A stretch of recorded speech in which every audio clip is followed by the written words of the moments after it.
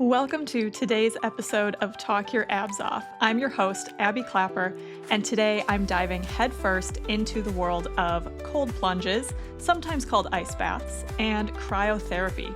This trend has athletes, biohackers, and wellness junkies jumping into freezing cold tubs in the name of improving the game.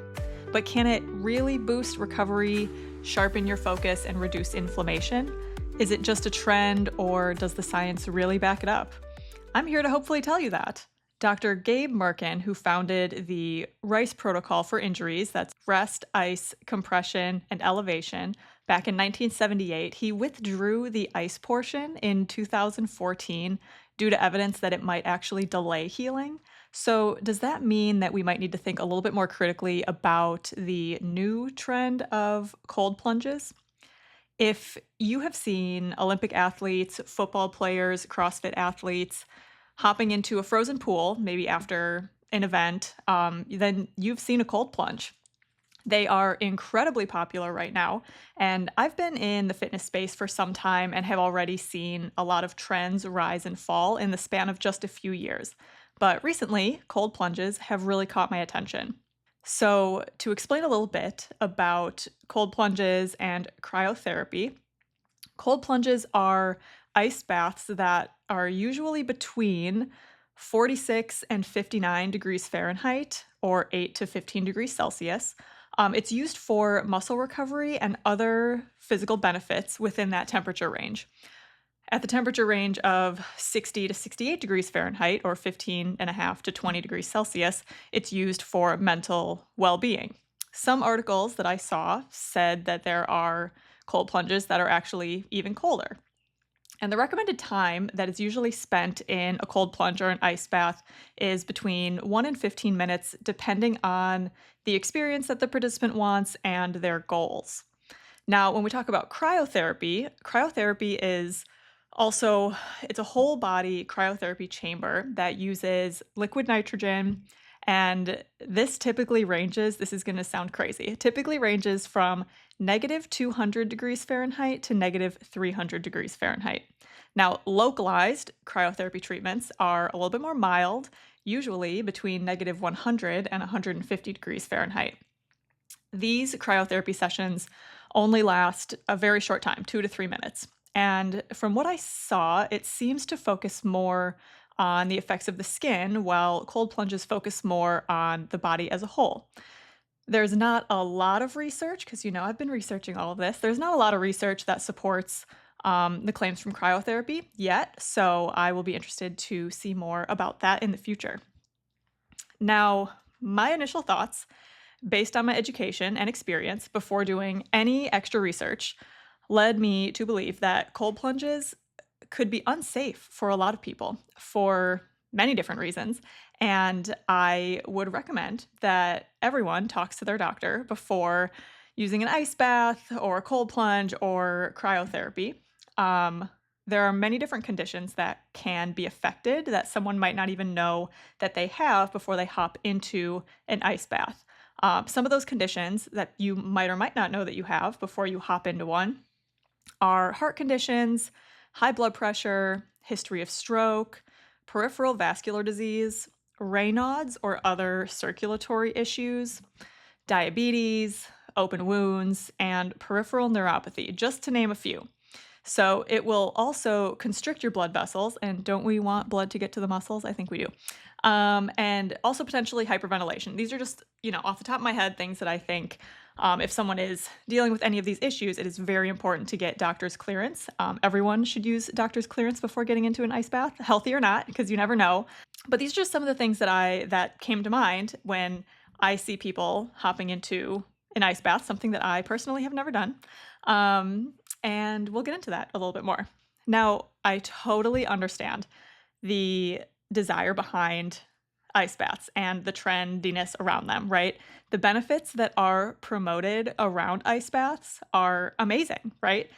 Decrease in muscle inflammation, reduce muscle soreness, enhancing circulation, boosting mental clarity, and quote unquote flushing out metabolic waste are just a few of the big things that people focus on when they're like, about to hop into an ice bath, right? Now, to preface this next part, I try to see everything through a science-based, fact-checked lens. So I'm going to hold your hand while I tell you these next few things. So go ahead, grab my hand. Are you ready?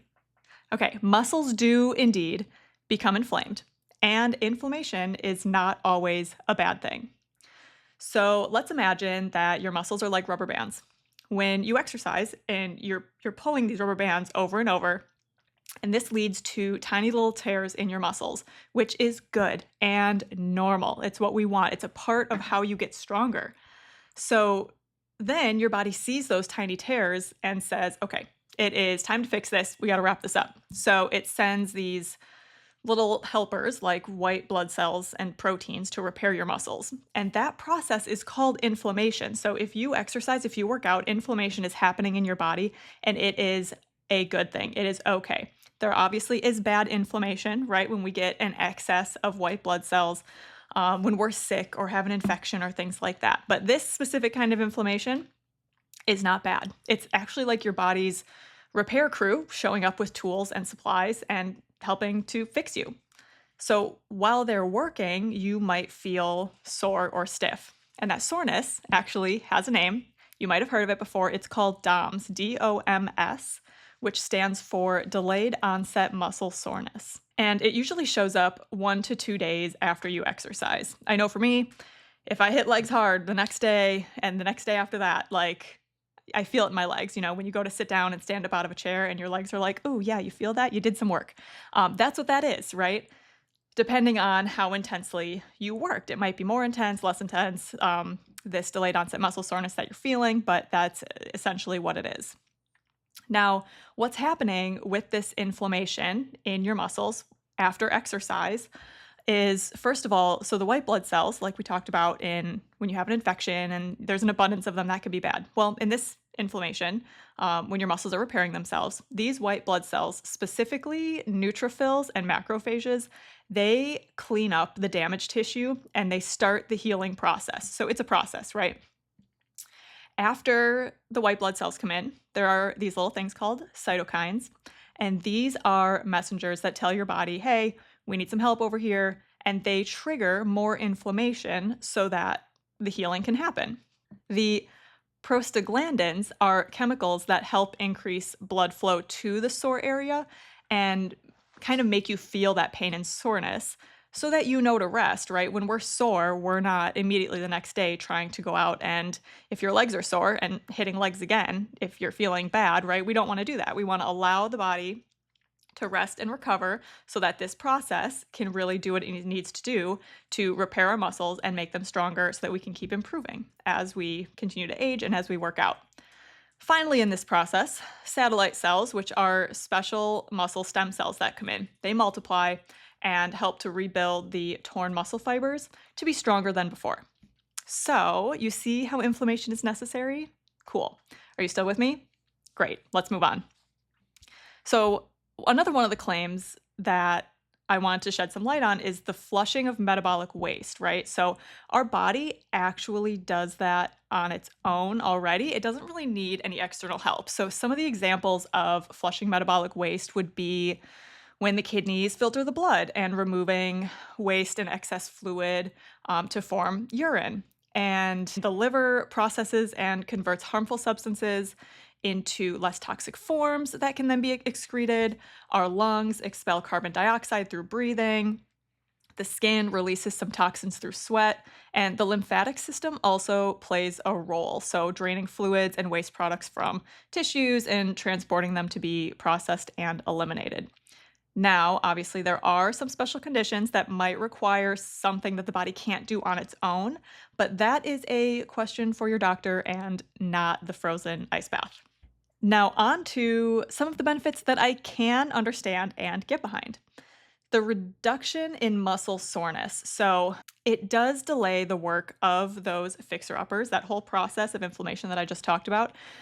It delays that work that is needed for recovery of the muscles, which would make sense why soreness is reduced shortly after a workout if you get into an ice bath. So what could be happening is it could be acting like a placebo, potentially leading to less perceived soreness, but not actually changing anything. It could also have kind of a numbing effect where the pain receptors are telling the brain, oh, hey, we're not feeling anything, so we don't have any pain right now. That could be another piece of it.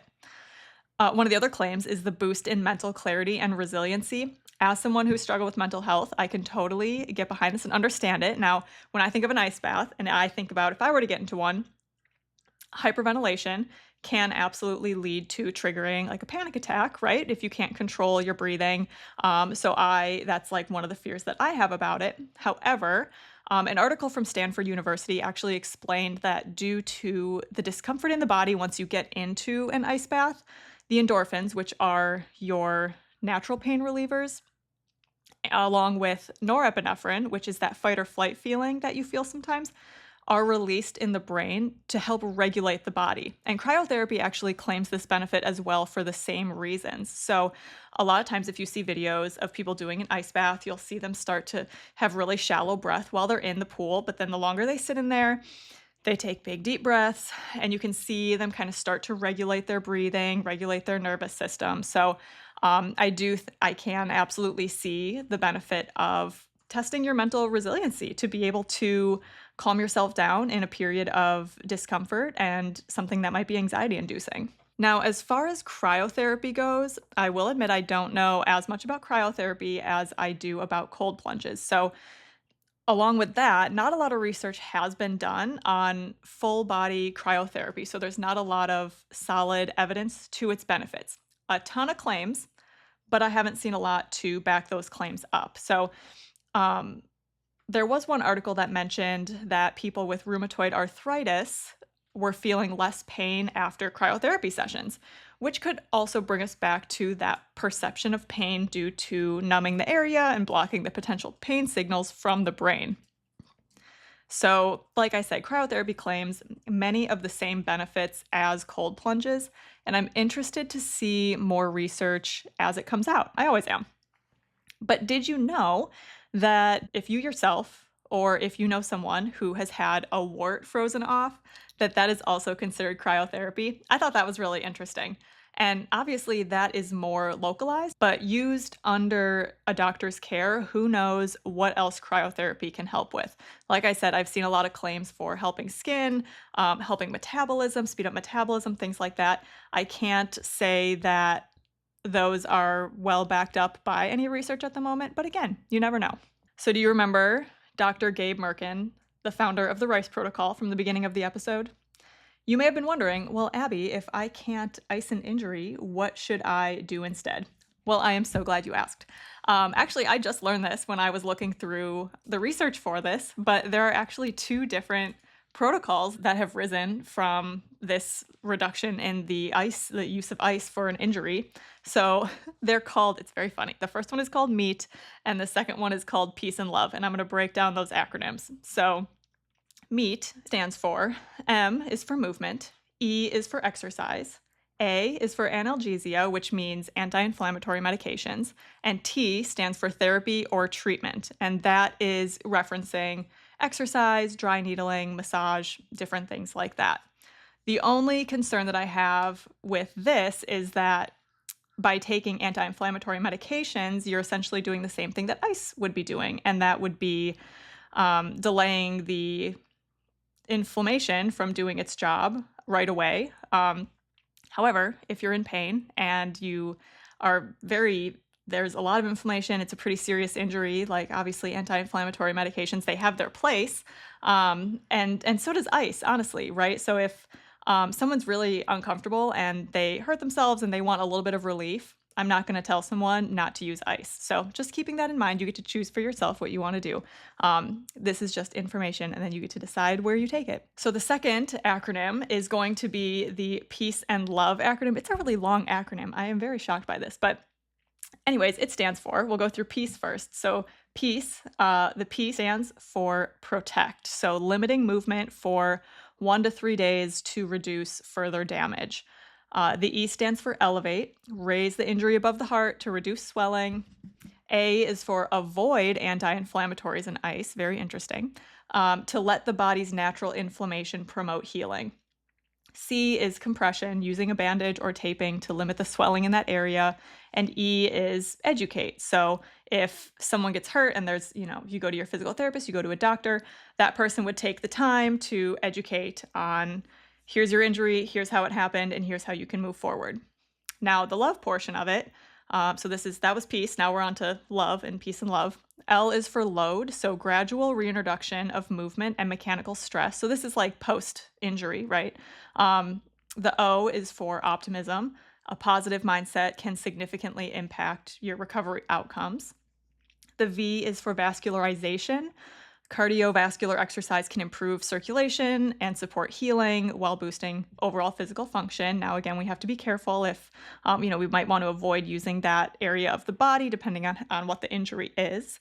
And then E is for exercise. So a customized rehabilitation exercise routine to restore mobility, strength, and balance, ensuring optimal tissue repair. So that is the meat and peace and love protocols for after an injury. Again, I actually think that ice can have a place in an injury. So just because you're using ice doesn't mean that the inflammation process is not going to happen. It just means that it's going to happen a little bit slower and a little bit later. So if you sprain an ankle, if you sprain your wrist, something like that, it really just depends on the person. If you feel like you can power through and allow the inflammation process to take place without using ice, you could go that route. You can also grab a bag of ice and ice it so that you feel a little bit of relief, right? So it really depends on the person and what you want to do. And I'm not a medical professional, so you get to totally decide that on your own. I have no opinion on the matter and what you would like to do for your own injuries. And I'm also not here to tell you to avoid an ice bath or a cryo chamber. But I do hope that you manage your expectations for what they are realistically doing for your body. So whether you are getting into an ice bathtub, dunking your face into a bowl of water to start your day, or hopping into a cryo chamber, you can receive some perceived benefits in muscle soreness and maybe even improve your mental health. Now, if an ice bath is something or cryotherapy, if that is something that you enjoy doing, I just encourage you to do your own research, manage your expectations, and find the thing that's going to help you live your happiest, healthiest life. And if an ice bath is helping you with your mental clarity, if it's helping you feel better, there is absolutely nothing wrong with that. And if you're hesitant about getting into an ice bath, maybe this will help you decide if it might or might not be a good decision for you. Thank you so much for listening to this episode. I hope you have learned something today, and I look forward to seeing you on the next episode of Talk Your Abs Off.